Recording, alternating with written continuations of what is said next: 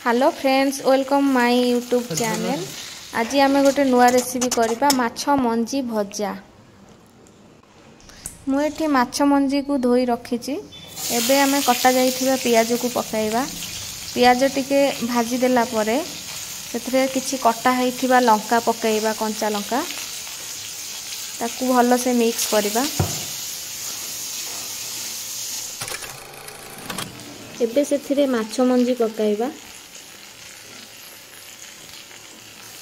और कटा होइथिबा किछि टमाटो सेथिरे ऐड करबा। सेथे किछि हळदी लूण पकाइबा।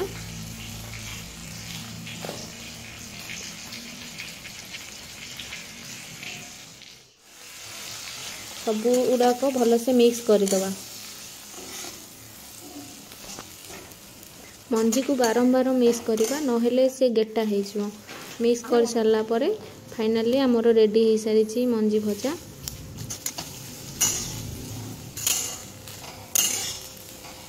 एबे आमे ताकू गोटे पात्र को काढ़ी नेबा। मंजीर कलर भी बहुत सुंदर देखा। टेस्ट कले जना पड़िबो केमती ହେଇଛି। टेस्ट भी बहुत भल ହେଇଥିବ।